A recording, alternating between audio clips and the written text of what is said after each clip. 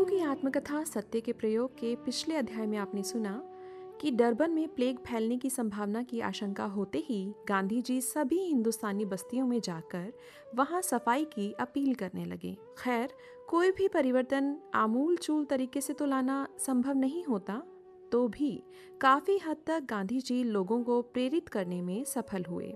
साथ ही इससे सरकार के समक्ष उनका कद भी बढ़ा। आइए इसी कड़ी में सुनते हैं महात्मा गांधी की आत्मकथा सत्य के प्रयोग से अध्याय देश गमन।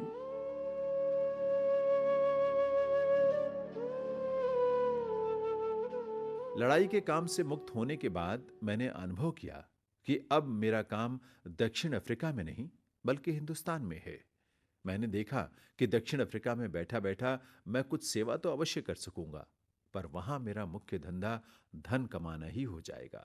देश का मित्र वर्ग भी देश लौट आने के लिए बराबर आग्रह करता रहता था। मुझे भी लगा कि देश जाने से मेरा उपयोग अधिक हो सकेगा। नेटाल में मिस्टर खान और मनसुख लाल नाजर तो थे ही। मैंने साथियों के सामने मुक्त होने की इच्छा प्रकट की। बड़ी कठिनाई से एक शर्त के साथ वो स्वीकृत हुई। शर्त ये कि यदि 1 वर्ष के अंदर कौम को मेरी आवश्यकता मालूम हुई तो मुझे वापस दक्षिण अफ्रीका पहुंचना होगा। मुझे ये शर्त कड़ी लगी, पर मैं प्रेम पाश में बंधा हुआ था।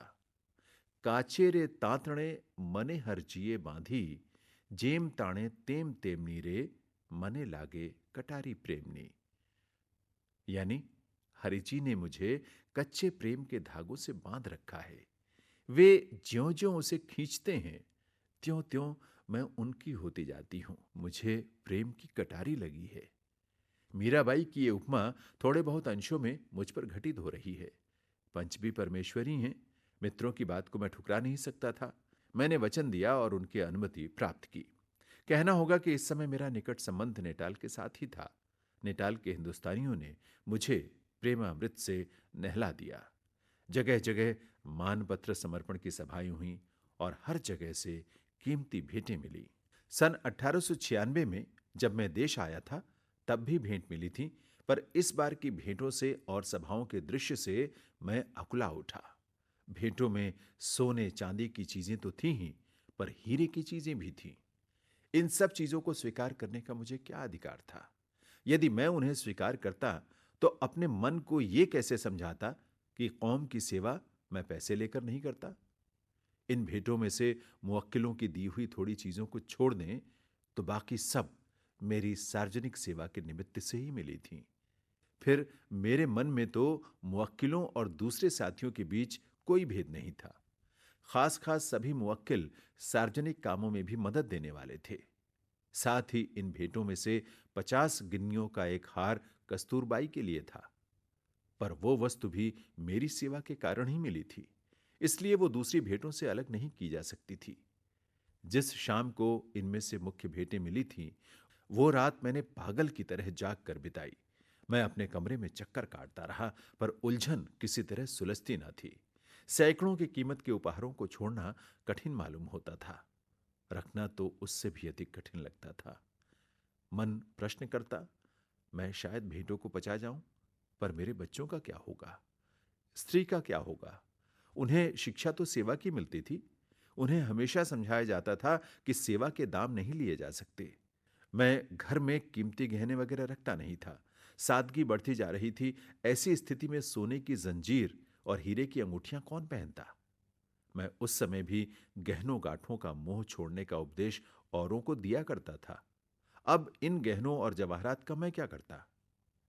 मैं इस निर्णय पर पहुंचा कि मुझे ये चीजें रखनी ही नहीं चाहिए।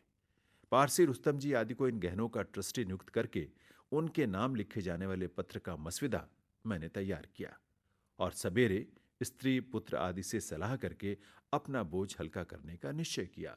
मैं जानता था कि धर्मपत्नी को समझाना कठिन होगा।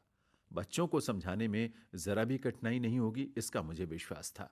इसलिए बच्चों को इस मामले में वकील बनाने का मैंने निश्चय किया। लड़के तो तुरंत समझ गए।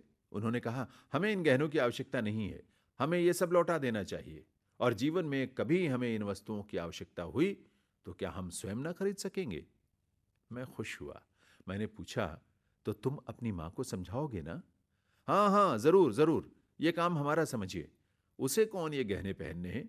वो तो हमारे लिए ही रखना चाहती है ना, हमें इनकी जरूरत नहीं है, फिर वो क्यों हट करेंगी? पर काम जितना सोचा था उससे अधिक कठिन सिद्ध हुआ। भले आपको जरूरत ना हो और आपके लड़कों को भी ना हो, बच्चों को तो जिस रास्ते लगा दो उसी रास्ते वे लग जाते हैं। भले मुझे न पहनने दें, पर मेरी बहुओं का क्या होगा? उनके तो ये चीजें काम आएंगी ना। और कौन जानता है कल क्या होगा? इतने प्रेम से दी गई चीजें वापस नहीं दी जा सकती। पत्नी की वाग्धारा चली और उसके साथ अश्रुधारा मिल गई। बच्चे दृढ़ रहे, मुझे तो डिगना था ही नहीं। मैंने धीरे से कहा, लड़कों का ब्याह तो होने दो, हमें कौन उन्हें बचपन में ब्याहना है? बड़े होने पर तो वे स्वयं ही जो करना चाहेंगे करेंगे, और हमें कहाँ गहनों की शौकीन बहुएं खोजनी है। इतने पर भी कुछ कराना ही पड़ा तो मैं कहाँ चला जाऊंगा? जानती हूं आपको मैं, मेरे गहने भी तो आपने ही लिए थे ना। जिन्होंने मुझे सुख से ना पहनने दिया वो मेरी बहुओं के लिए क्या लाएंगे? लड़कों को आप अभी से बैरागी बना रहे हैं। ये गहने वापस नहीं दिए जा सकते और मेरे हार पर आपका कोई अधिकार नहीं है। मैंने पूछा, पर ये हार तो तुम्हारी सेवा के बदले मिले हैं या मेरी सेवा के? कुछ भी हो, आपकी सेवा मेरी ही सेवा हुई। मुझसे आपने रात दिन जो मजदूरी कराई वो क्या सेवा में शुमार ना होगी? मुझे रुलाकर भी आपने हर किसी को घर में ठहराया और उसकी चाकरी करवाई, उसे क्या कहेंगे? ये सारे बाण नुकीले थे। इनमें से कुछ चुभते थे, पर गहने तो मुझे वापस करने ही थे।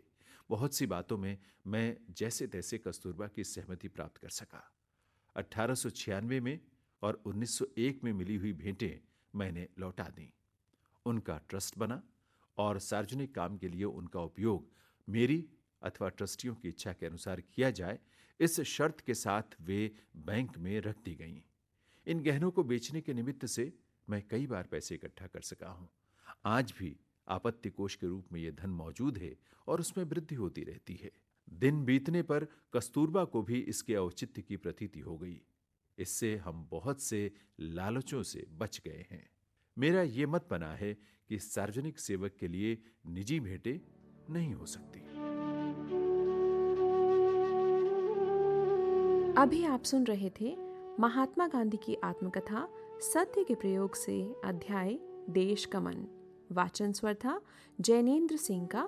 प्रस्तुतकर्ता निशा भारद्वाज।